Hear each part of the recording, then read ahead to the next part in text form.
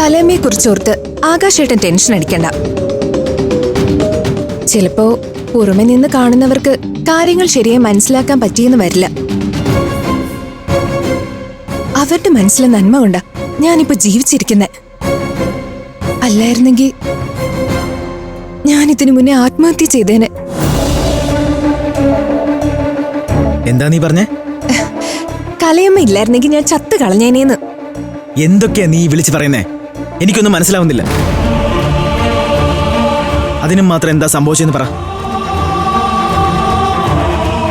എടോ, തന്നോടല്ലേ ഞാൻ ഈ ചോദിക്കുന്നേ? താൻ കാര്യം എന്താ വെച്ചാ പറ. അതോ ഞാനിനി അമൃതേച്ചി വിളിച്ച് ചോദിക്കണോ?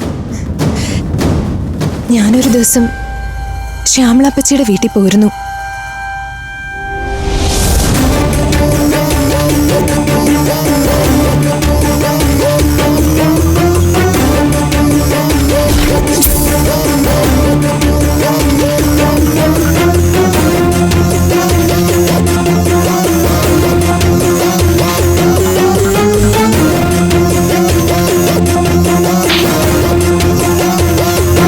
ഇനി ഒരു പെണ്ണിനോടും നീ ഈ തെമ്മാടിത്തരം കാണിക്കരുത്. ഇവൾ ആരാണെന്ന് നിനക്കറിയാവോ? എന്റെ സ്വന്തം മകൾ.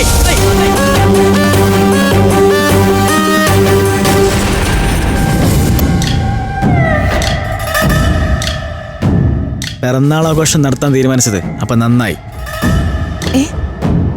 അതെന്താ ആകാശേട്ടനിപ്പോ അങ്ങനെ പറഞ്ഞേ? ഹേയ്, ഒന്നുമില്ല. പക്ഷേ അഖില ഒരു കാര്യം ചെയ്യണം. ബർത്ത്ഡേ ഫംഗ്ഷനിലേക്ക് നീ തന്നെ സോമനാഥനെ ക്ഷണിക്കണം. എന്തിന്? നല്ലൊരു ദിവസമായിട്ട് അയാൾ ഈ പരിസരത്ത് പോലും കേറ്റാൻ പാടില്ലെന്നാ എന്റെ അഭിപ്രായം. വിളിച്ചു വരുത്തി വിരുന്നൂട്ടാനല്ല ഞാൻ ആളെ ക്ഷണിക്കാൻ പറഞ്ഞത്. പിന്നെ അവൻ നിന്നോട് ചെയ്തതിന്റെ ബാക്കി കണക്ക് എനിക്ക് തീർക്കാനുണ്ട്. എന്റെ പെണ്ണിനെ തൊട്ടവനെ അങ്ങനെ വെറുതെ വിടാൻ ഞാൻ ഉദ്ദേശിച്ചിട്ടില്ല.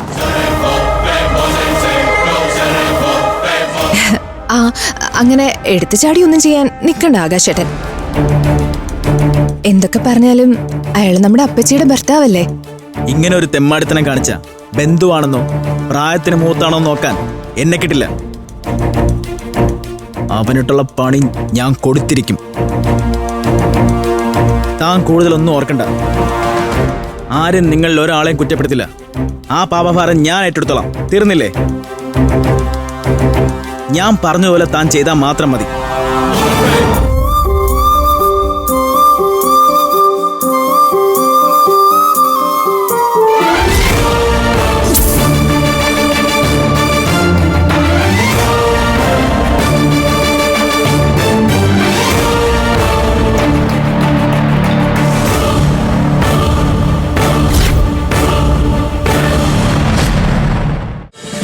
ഫ്ലവേഴ്സ് ഒരുക്കുന്ന കാഴ്ച വസന്തം യൂട്യൂബിൽ പ്രേക്ഷകർക്ക് ലൈവായി കാണാം.